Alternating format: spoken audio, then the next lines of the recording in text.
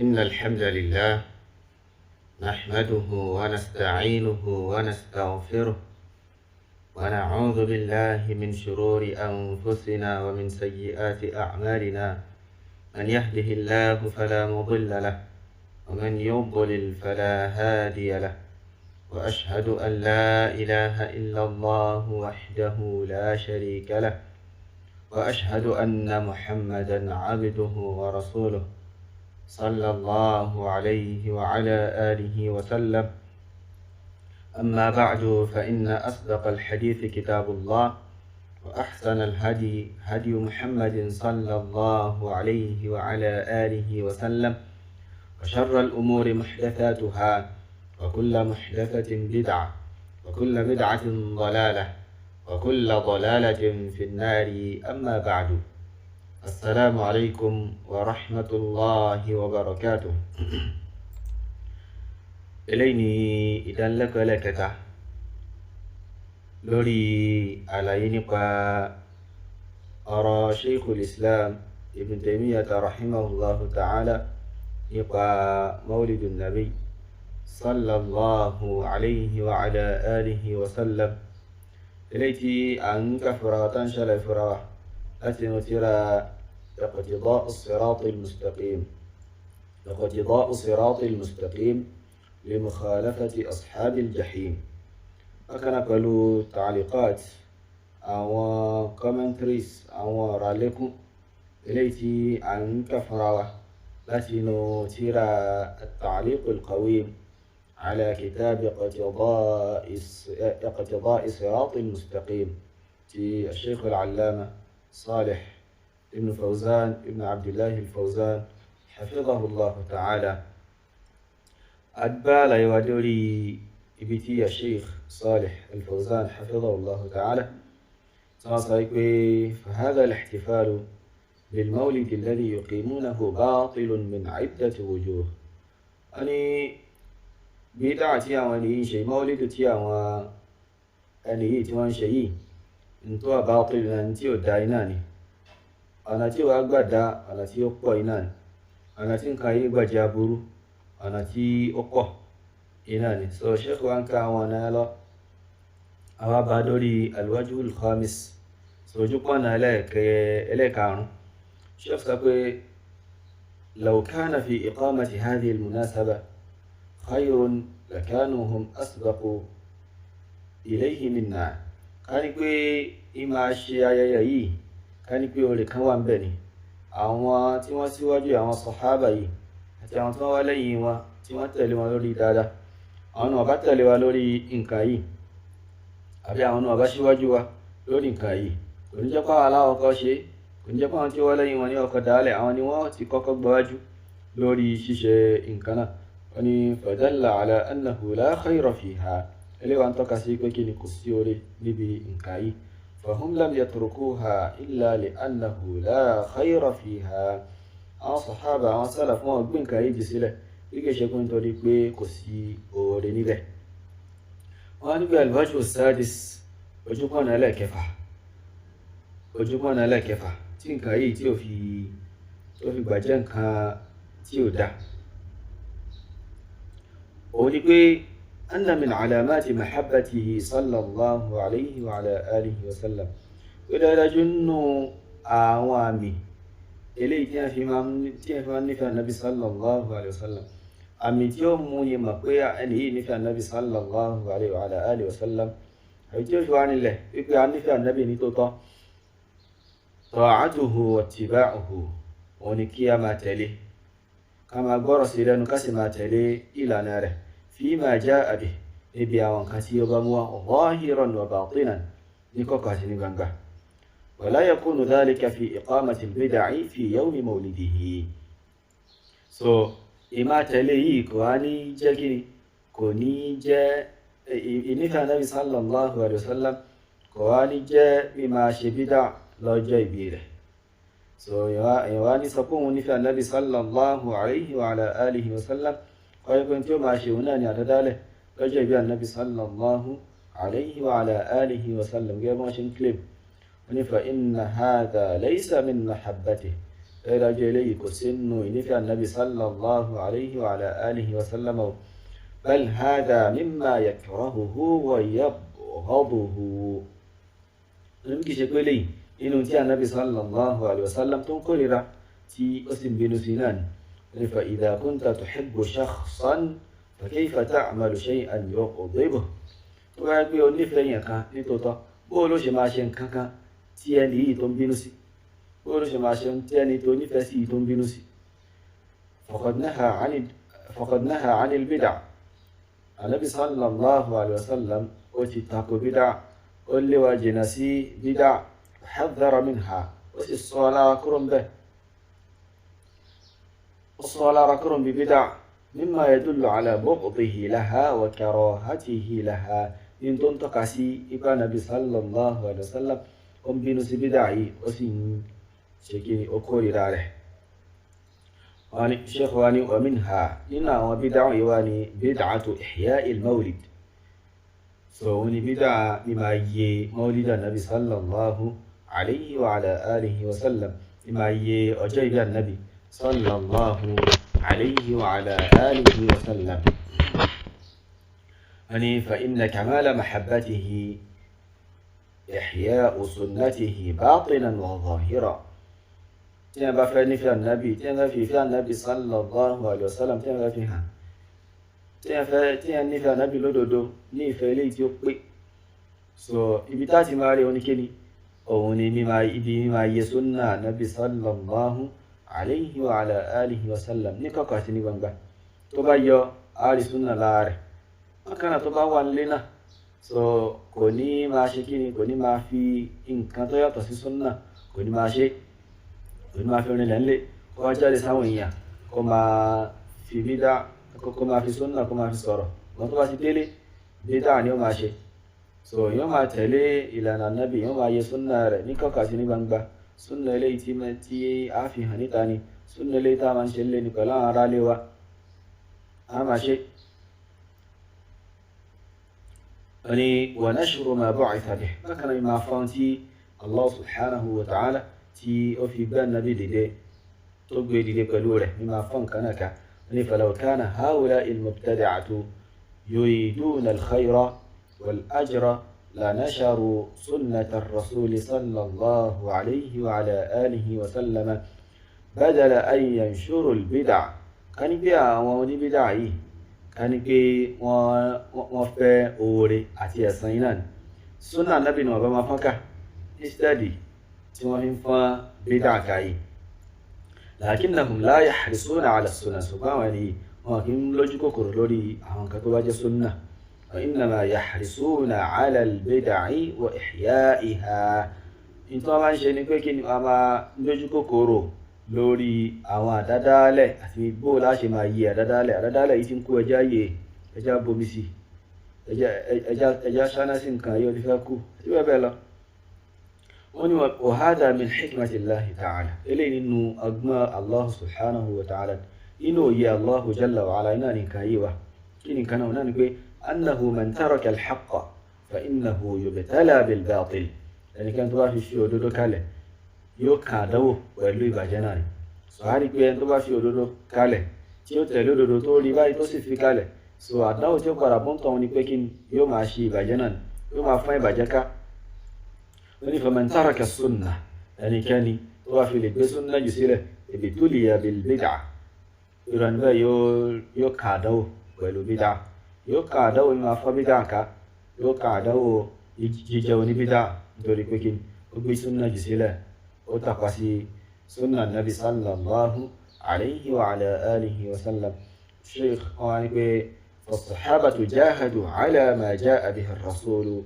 sallallahu alayhi wa ala alihi wa sallam bil yadi wal lisani wal mal. nínú àwọn sahaba wọ́n ṣe jihad, wọ́n ṣe ìgbìyànjú lórí tí ànábì sallallahu alayhi wa sallam tó mú wá, wọ́n jagun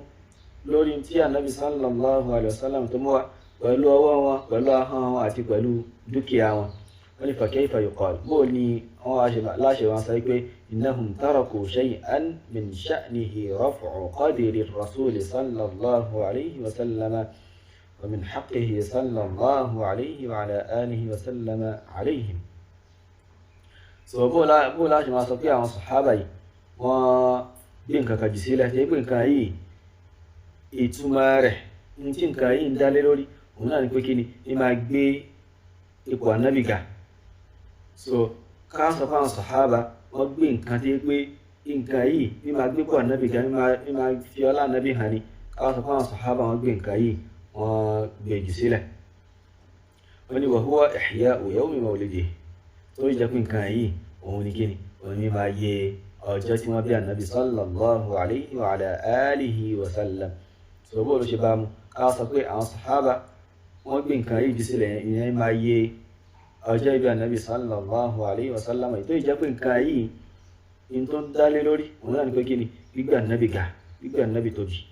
So ká ní pé nǹkan yìí gbígbé ànábì ga, gbígbé tóbi nítòótọ́, bíbàbàrà rẹ̀ nítòótọ́, àwọn sàhábà ò ní gbé jù sílẹ̀ radiyallahu anhum. lẹ́yìn Shaykh wa ní al-wajhu as-sabi', ojúpọ̀nà ẹlẹ́ẹ̀keje tí nǹkan tí àwọn ènìyàn ṣe tó fi jẹ́ nǹkan tó jẹ́ bátil tí ó fi dá òun ni pé anna akthara man yahrisu ala iqamati al-bid'a mithli bid'ati ihya'i al-mawlid yahrisuna ala al-bid'i wa la yahrisuna ala as-sunan 'uqubatan lahum. òun ni pé ọ̀pọ̀lọpọ̀ àwọn tí wọ́n ń ṣojú kòkòrò tí wọ́n mójú tó mímá ṣe bídà gẹ́gẹ́ bí bídà mímá yí ọjọ́ bí ànábì sallallahu alayhi wa sallam yìí, a rí pé wọ́n máa ṣojú kòkòrò lórí mímá yí bídà mímá ṣe bídà yìí, wọ́n sì ní ṣojú kòkòrò lórí mímá ṣe súnnà. eléyìí uqubatan lahum, ìyà ni látọ̀dọ̀ Allah subhanahu wa ta'ala fún wọn lórí nǹkan tí wọ́n ṣe yìí. wọ́n ní li'annahu la yajtami'u fi al-qalbi mahabbatu al-bid'a ma'a mahabbati as-sunnah, torí pé kò lè papọ̀ sínú ìgbáyà ọmọ ènìyàn ìnífẹ̀ẹ́ súnnà àti ìnífẹ̀ẹ́ bídà, méjèèjì ò lè papọ̀. wọ́n ní fahada eléyìí ò fihi khatarul bídà, so ewu bídà yóò máa hàn lára ilé. wọ́n ní pé tí a bá ti jó ní bídà tó bá jó ní bídà lè rí kó nífẹ̀ẹ́ súnnà láíláí, lóra ní pé ò lè nífẹ̀ẹ́ súnnà, bídà rẹ̀ náà ni ó máa ṣe, ni ó máa lóyún ojú kòkòrò lórí ṣíṣe. tó bá pè síbi súnnà yóò máa rí sí nǹkan tó le, yóò máa rí àwọn onísúnnà, àwọn tó bá ń pè wọ́n síbi súnnà tó bá jẹ́ àwọn tí wọ́n ń pèpè sórí súnnà tí wọ́n dẹ̀ ń tako bídà, àwọn máa rí wọn ní alákatakítí àti bẹ́ẹ̀ bẹ́ẹ̀ lọ. so wọ́n ní pé fahada fihi khatarul bid'i wa wujubu tarkiha, so ewu bídà ń bẹ ń bí nǹkan yìí. so eléyìí yóò máa fi hàn wá pé bídà nǹkan tó léwu ni, wọ́n kàn yóò máa fi hàn wá pé ọ̀ranyàn ni kí gbé bídà jù sílẹ̀, bí má ṣe bídà ọ̀ranyàn yìí náà ni. wọ́n ní kí al-wajhu ath-thamin, ojúpọ̀nà ẹlẹ́ẹ̀kẹjọ òun ni pé anna iqamata al-bid'i tamna'u min iqamati as-sunan wal-'amali biha, bí máa ṣe bídà yóò máa kọ́ dí ni láti máa ṣe súnnà, bákan náà láti máa fi súnnà ṣiṣẹ́. wọ́n ní faha'ula'i, àwọn ẹni yìí, àwọn oníbídà mawlidu yìí, kaman yabni masjidan wa yuzakhrifuhu wa yunfiqu alayhi al-amwal, wọ́n dà gẹ́gẹ́ bí ẹni tí ó ń ṣe kíni tí ó mọ mọ́ṣáláṣí náà, ó wá ń ṣe lọ́ṣọ̀ọ́, ó sì ń ná owó, ń ná dúkìá tó pọ̀, ń ná lé lórí. lakinnahu ma'a dhalika, ṣùgbọ́n ẹni yìí pẹ̀lú ogun tó ṣe yìí ó la yusalli ma'a al-jama'ah, kò ní kírun pẹ̀lú àwọn jama'a.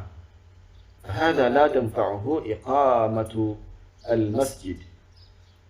ẹni yìí kíkọ́ mọ́sálásí tó kọ́ kò lè ṣe láǹfààní. لأنه لا يؤدي فيه صلاة الجماعة الواجبة عليه عينا، torí pé rẹ̀ ní nǹkan kò máa kírun jama'a níbẹ̀, eléyìí tó jẹ́ ọ̀ranyàn lé lórí kò máa kí níbẹ̀. ní فقارن بين تركه لصلاة الجماعة وما فيه من الإثم وبين زخرفته للمسجد وما فيها من الإثم بل إنها مكروهة. ní káàna gbèsèrà wọn ká ṣe muqarana, ká ṣe àgbéyẹ̀wò láàrin gbígbé solatul jama'a sílẹ̀ àti ẹ̀ṣẹ̀ tó wà ń bẹ̀, bákan náà máa ṣe mọ́sálásí lọ́ṣọ̀ọ́ àti ẹ̀ṣẹ̀ tí ó wà ń bẹ̀. so bal innaha makruha, kódà nǹkan yìí makruh iná ni tí àwọn olùmọ̀ tí wọ́n kórìíra iná ni. wọ́n ní fa kullu hadha la yajdi shay'an, gbogbo eléyìí kò jámà kankan, kò sàǹfààní kankan. wala yanfa'uhu 'inda Allahi subhanahu wa ta'ala, kò sì lè ṣe láǹfààní lọ́dọ̀ Allah subhanahu wa ta'ala. wọ́n ní wa kaman yuhallil mushaf بالذهب ونحوه هذا جاب تتون مصحف تون شي لصق pẹ̀lú ذهب pẹ̀lú gold ni àti tí ó tún jọ gold náà ولا يقرأ فيه أو لا يعمل به ẹni yìí wá nìyẹn pẹ̀lú bóyá ń ṣe mọ́sáàfù tó ń ṣe lọ́sọ̀ yìí kò ní ká tàbí kò tẹ̀ ní iṣẹ́ pẹ̀lú ohun tó wà nínú rẹ̀ tó bá tiẹ̀ ká ó ní وهكذا من يعظم الرسول صلى الله عليه وسلم بالاحتفال بيوم مولده so bẹ́ẹ̀ wá ní ẹni tí ó ń gbé ànábì ga pẹ̀lú mímáa ṣayẹyẹ ọjọ́ ìbí rẹ̀ وهو لا يتبعه بفعل ما أمر به واجتناب ما نهى عنه وسوات النبي صلى الله عليه وسلم pẹ̀lú mímáa ṣe ń tá nàbí fi pa á láṣẹ akànnà mímáa jìnà sí ń tá nàbí kọ̀ fún wa sẹ́rí pé àwọn tí wọ́n máa ń ṣe bídáhùn yìí àwọn ni wọ́n fi ń ṣe aburú jù àwọn fi ń takò súnà nàbí sallallahu alayhi wa ala alihi wa sallama jù àwọn fi ń takò sí òfin Allahu jalla wa ala tó fi ànábì sallallahu alayhi wa sallama jù so a rí pé yunji Ibn Taymiyyah rahimahullah ta'ala tó fi hálù wọn tó fi wéyìí so nǹkan tí ó bá mú ka iná ni bí ẹni tí ó ń kọ́ mọ́sálásí ó ṣe lọ́sọ̀ọ́ ṣùgbọ́n kò ní kírun jàmáà ẹni rí kó jáde wá kírun so bẹ́ẹ̀ náà ni ẹni tí ó náwó lórí mushaf lọ́pọ̀lọpọ̀ ó zayyana rẹ̀ ó ṣe lọ́sọ̀ọ́ ṣùgbọ́n kò ní kà tàbí ó ti ẹ̀ka ṣùgbọ́n kò ní mú lò kò ní mú tó bá kà ń bẹ̀ kò ní mú lò so yọrọ ní yọrọ gẹ́gẹ́ bí ẹni tí ó ń ṣe kíni tó ń pàpè mọ́ra ìfẹ́ ànábì sallallahu alayhi wa sallam náà tó wá ń ṣe àwọn nǹkan tó gbé àwọn nǹkan yìí àwọn nǹkan tí ànábì lòdì sí náà afáwa ní al-wajhu at-tasi' ojú pọ̀nà ẹlẹ́ẹ̀kẹsàn tí bídáhùn yìí tí mọ́lídù yìí tó fi jẹ́ àdádálẹ̀ tí ó dá tó fi jẹ́ nǹkan burúkú òun ni pé anna ba'd an-nas yattakhidhu al-madhahira lil-ibadat wọ́n ní apá kan náà àwọn èèyàn a máa mú àwọn mazahir àwọn nǹkan tí pé àwọn nǹkan yìí bí àwọn nǹkan tí ó ń tọ́ka sí pé ìjọsìn ní nǹkan yìí wà fún iná so àwọn nǹkan tí ó máa fi hàn pé ẹni yìí ó ń ṣe ìjọsìn ẹni àbí nǹkan yìí àpẹẹrẹ ìjọsìn náà ni wa ya'tani biha yóò sì máa mójútó àwọn nǹkan yìí walakinahu la ya'tani bil haqa'iq ṣùgbọ́n kò ní ṣojú kòkòrò kò ní mójútó àwọn nǹkan tó jẹ́ pàápàá gangan àwọn nǹkan tó jẹ́ ojúlówó gangan kò ní mójútó wọn ní fatarahu yahmilu al-masbahata al-muzakhrafa bit-tasbih sọ́yàrí tí pé yóò máa mú àwọn tẹ̀sùbá tí wọ́n ti ṣe lọ́sọ̀ọ́ yóò máa mú wọn káàkiri láti ṣe tasbih sheikh wa ni wat-tasbihu matlubun wa mashru' tasbihu ni in tí a ń fẹ́ iná ni sọ tí ó sì ṣe kiri tí ó wà nínú ẹ̀sìn iná ni lakin iltizam al-masbahati غير مشروع ثم كان واش التزام pé tẹ̀sùbá tí máa lò ilé tẹ̀sùbá yìí òun ni máa fi ṣe kíní ẹ máa tẹ́ ń pẹ́lẹ́ mọ́ sọ nǹkan tí ò sí nínú ẹ̀sìn náà tí wọ́n ṣe lórí fún ẹ náà wọ́n ní ghayatu ma yuqalu fil masbaha so ọ̀pá pé tí a sọ nípa tẹ̀sùbá àwọn ní pé kíni innaha min al-mubahat bi'addi at-tasbih biha nípa nǹkan yìí náà àwọn nǹkan tó jẹ́ mubah náà àwọn nǹkan tó tọ́ tó yẹ pé ṣẹ̀ríà ò ṣe ní èèwọ̀ fún wa kò sọ pé ó tọ́ so nǹkan yìí nǹkan tó jẹ́ mubah lásán náà tó yẹ pé tí ẹ bá ṣe kò sáburú ń bẹ tí ẹ bá rẹ̀ gbé jù sílẹ̀ kò sí ẹ̀ṣẹ̀ lórí ẹni tí ó bá gbé jù sílẹ̀ so nǹkan yìí nínú àwọn mubahat ló wà láti fi máa ṣe òǹkà ó ní falaw sabbaha bilhasa aw sabbaha bi asabi'ihi lakana afdal min al-masbaha so lágbára ní ó ń ṣe tasbíhì rẹ̀ pẹ̀lú àwọn òkúta wẹ́wẹ́ ni àbó ń ṣe pẹ̀lú àwọn málíkà rẹ̀ so eléyìí olóore fún ju kí olówó tẹ̀sùbá lọ wọ́n ní fakawnuhu yuzakhrifu al-masbahata wa yusakhiru 'alayha min al-mal za'iman anna hadha min babi ta'zimi dhikrillah so wọ́n ní pé ẹni yìí ní máa ṣe tẹ̀sùbá lọ́ṣọ̀ọ́ tó ń ṣe yìí tó sì ń ná owó lórí rẹ̀ ẹni tó ń lérò tó sì ń kílèmù yí pé nǹkan yìí òun náà lára mímá gbé ìrántí ọlọ́run bá ga iná ni lára mímá gbé dhikrullahi ìrántí Allah subhanahu wa ta'ala so lára mímá gbé ga iná ló wà ní kullu hadha gbogbo eléyìí pátá wa nahwihi àti àwọn kan tí ó tún jọ مما لا يؤجر عليه المرء إنتي وكنسا يلسى لوريره إناني وكذلك اتخاذ السجادة سبحانه واني كما كيمو كيا إتاكيرو كلايو كيا إتاكيرو لايو فتراه يأتي بالسجادة وهي من أفخر أنواع السجاد أولي تقول يوم أمو إتاكيرو إتاكيرو نínú àwọn eléyìí tó fi ń tóbi jù tó yẹ pé ó fi ń kànkà jù náà ni ليصلي عليها kó bá lè kírun lórí rẹ̀ وهو لا يتقن الصلاة يرى نيسي كمانوكي ولا يتقن الخشوع في الصلاة أكنا كياني خشوع كياني إفرابال أتي تربى فالله سبحانه وتعالى إن الصلاة إيه يرى نيكم ماشي لأن الصلاة ني أكنا ولا يتقن العبادة ثم يجلس ماشي فلا تنفعه السجادة المزخرفة إذا كانوا تواشى كل شيء باي كل شيء ينفعني يعني والسجود على الأرض مباشرة أفضل مع ما يصحب السجادة من الرياء والكبر يعني كي يشي سجود لوري يبه so ó ṣe kíni ó lóore o pẹ̀lú àwọn kan torí àwọn kan tẹ́ pé a máa wá pẹ̀lú sijad pé tí ẹ bá ń lo sijad tí ẹ bá ń lo ìtẹ́kírun so ní àwọn kan tẹ́ pé ó tún rọ̀ mọ́ gẹ́gẹ́ bí kíni min ar-riya wal kibr gẹ́gẹ́ bí ar-riya mímá ṣe kárí mi àti ìgbéraga wal ishtighal 'an al-mashru' bákan náà mímá bí sì ti mímá ní àìrójú kí èèyàn bí sí kúrò níbi in tí ó ṣe kíni tí wọ́n ṣe lọ́fi fún yàn ma yufsidu hala sahibi ní tí yóò padà bá iṣẹ́ sí ẹni tó bá ń ṣe nǹkan náà tí ó padà bá jẹ́ tí ó padà bá condition rẹ̀ tí ó bá jẹ́ tí ó sọ iṣẹ́ rẹ̀ tí ó sọ di tí ò ní ní ìtumọ̀ ní li anna al-mahdurat torí pé àwọn nǹkan tí kò tọ́ yìí ìyẹn al-muzakhrafatu الزخرفة والتزيين والتنويق في العبادات nítorí pé àwọn nǹkan yìí máa ṣe ọ̀ṣọ́ máa ṣe ọ̀ṣọ́ níbi àwọn ìjọsìn فهي لا تحصل بها الفضيلة àwọn nǹkan yìí Allah ò ní ṣẹlẹ̀ èyí téèyàn ń ṣe kò ní lọ́lá pẹ̀lú àwọn nǹkan yìí أو الأجر bákan náà san والثواب عند الله تعالى ẹ̀san lọ́dọ̀ Allah subhanahu wa ta'ala kò ní èèyàn ò ní lẹ́san lọ́dọ̀ Allah jalla wa ala pẹ̀lú mi máa ṣe àwọn nǹkan yìí máa ṣe ọ̀ṣọ́ yìí máa ṣe àwọn ní ẹ fi ń ṣe ìjọsìn máa ṣe wọ́n lọ́ṣọ̀ọ́ ni àbáyé tí ẹ fi ń ṣe ìjọsìn ní máa ṣe wọ́n lọ́ṣọ̀ọ́ so eléyìí kọ́ ni ó mú yàn gbalada eléyìí kọ́ ni ó mú yàn di ọlọ́lá níwájú Allah subhanahu wa ta'ala ní li anna al-umura laysat bil mazahir torí pé àwọn alámàrí kì í ṣe pé tí wọ́n fi máa ń wọ́n ní pé bóò ni èèyàn ṣe ń irú nǹkan wo lèèyàn ń lò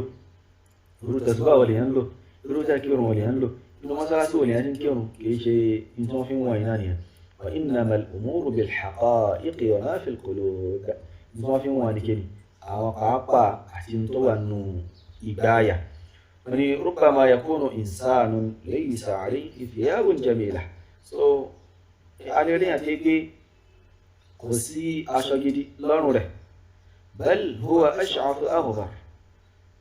مدفوع بالأبواب لو أقسم على الله لأبره èèyàn lè jẹ́ ẹni tí pé أشعث أغبر tẹ́ bá wo aṣọ rẹ̀ kò dún rí tẹ́ bá wo orí rẹ̀ gan ó ti kéruku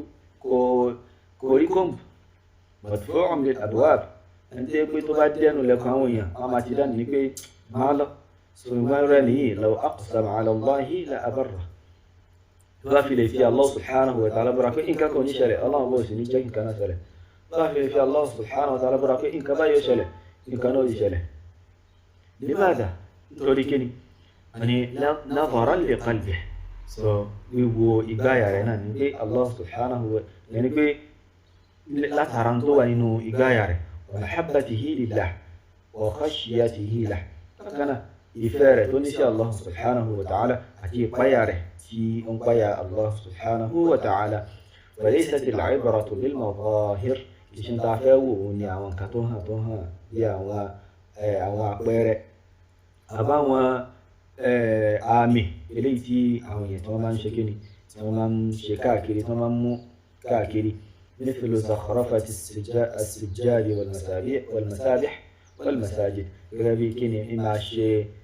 ìkírun mímáa ṣe lọ́ṣọ̀ọ́ àti àwọn tẹ̀sùbá àti àwọn mọ́sálásí. ويدخل في هذا ما يكون في عيد المولد المبتدع. so eléyìí náà ó tún wọnú eléyìí ó wọnú àwọn kan tá à ń sọ yìí àwọn tí ó máa ń ṣẹlẹ̀ níbi ayẹyẹ ọjọ́ ìbí àdádálẹ̀ táwọn eléyìí máa ń ṣe yìí من المظاهر التي يزعمون أن فيها تعظيما للرسول صلى الله عليه وسلم nínú àwọn àpẹẹrẹ àwọn àmì eléyìí tí àwọn èèyàn tí wọ́n máa ṣe tí wọ́n sì máa kílẹ̀mù yìí pé àwọn fi ń gbé ànábì sallallahu alaihi wasallam àwọn fi ń gbé gan wa tajdidan li dhikrah àwọn sì fi ń yẹ ìrántí rẹ̀ náà àwọn fi ń rí ní òye ìrántí ànábì sallallahu alaihi wasallam wọ́n ní wa ba'duhum aw kathirun minhum apá kan nù àbí ọ̀pọ̀lọpọ̀ nù wọn yadda'i anna ar-rasula sallallahu alaihi wa ala alihi wa sallam yahduru hadha al-ihtifal. وما فكمرة يقول النبي صلى الله عليه وعلى آله وسلم وأتندي أييي. وربما يقول بعضهم أنه يلقي كلمة في هذا الاحتفال من يعطاك أنه آسما صيكي النبي صلى الله عليه وسلم أما بانصره لبتابة شايري وما أشبه ذلك أتعن قد الجاهلي مما يزينه الشيطان لهؤلاء ناقة الشيطان ثم انشلصه fún àwọn eléyìí àwọn ẹni yìí àfáwá ní فالعبرة ليست في زخرفة المساجد والمسابح والسجاجيد so kìí ṣe tí a fẹ́ wò kìí ṣe tí a kàkún òun náà ni máa ṣe mọ́sálásí lọ́ṣọ̀ọ́ máa ṣe tẹ̀sùbá lọ́ṣọ̀ọ́ máa ṣe ìtẹ́kẹ̀rún lọ́ṣọ̀ọ́ kìí ṣe tí a fẹ́ wò iná ilé إنما العبرة بالعبادة والتقوى من tí Allah subhanahu wa ta'ala tó ń bùkátà wọn kí bó la ṣe ń ṣe jọ́sìn bákan náà ìpáyà Allah subhanahu wa ta'ala ta ní qala Allah ta'ala Allah jalla wa ala sọ pé innama ya'muru masajid Allah man amana billahi wal yawmil akhir wa aqama as-salata wa ata az-zakata wa lam yakhsha illa Allah fa'asa ulaika an yakunu min al-muhtadin. الله جل وعلا نبي أنتي ما شيء عمارة مثلا شرابة أنتي ما يي مثلا شرابة أنتي ما قرار أنتي ما الله سبه أنا أنتي من آمن بالله أنتي كم قيا الله من يقوى الله سبحانه وتعالى واليوم الآخر أتيجي كين وأقام الصلاة وأنجر الدروع وآتى الزكاة وأنجر الزكاة ولم يخشى إلا الله وقيا إنك في الله سبحانه وتعالى فأسى أولئك أن يكونوا من المهتدين. àwọn eléyìí wọ́n á wà nínú àwọn kíni nínú àwọn tí wọ́n páyà Allah subhanahu wa ta'ala ọlọ́ọ̀bá yóò fi wọ́n sí yóò sọ wọ́n di kan náà àwọn tí wọ́n páyà rẹ̀.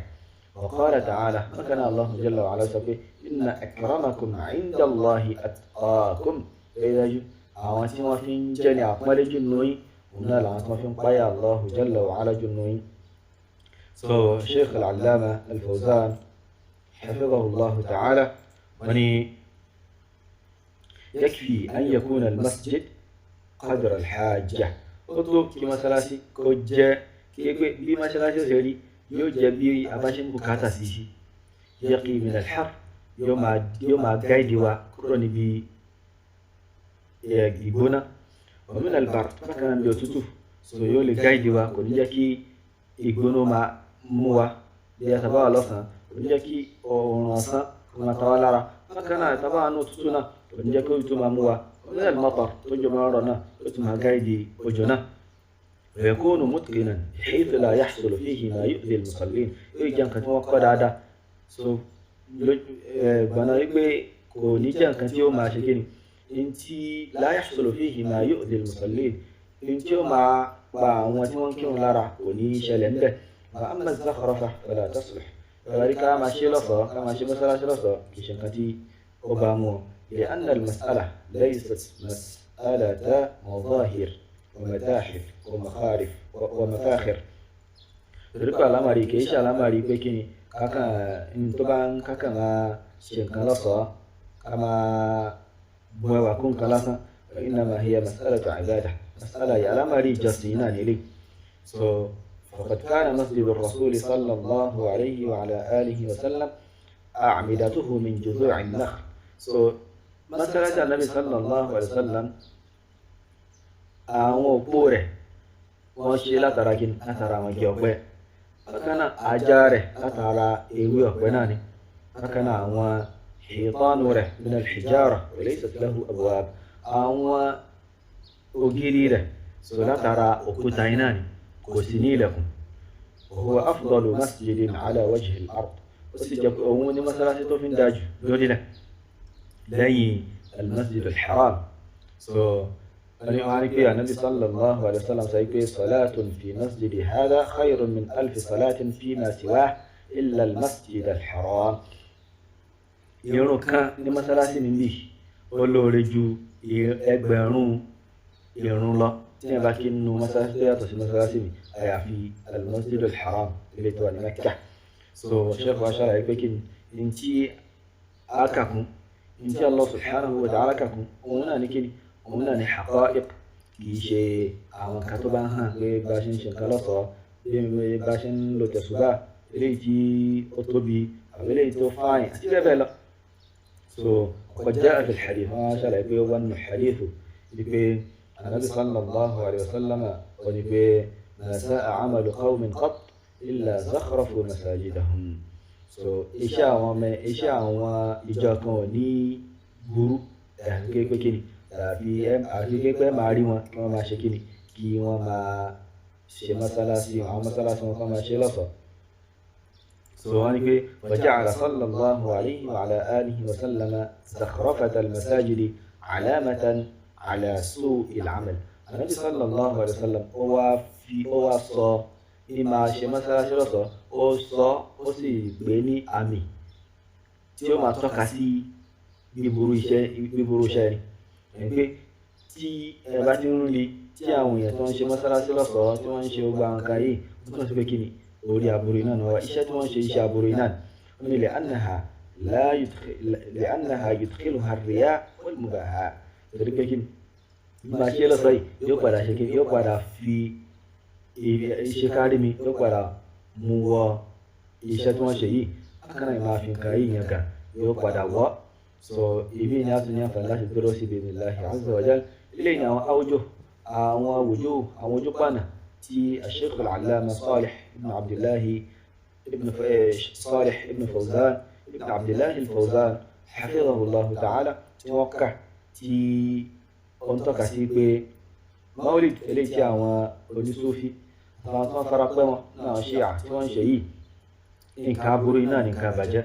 iná nǹkan tí ó sì tọ́ tí mùsùlùmí máa ṣe iná ni. sọlẹ́yìn náà a wá tẹ̀síwájú nínú ìdánilẹ́kọ̀ọ́ tó ń bá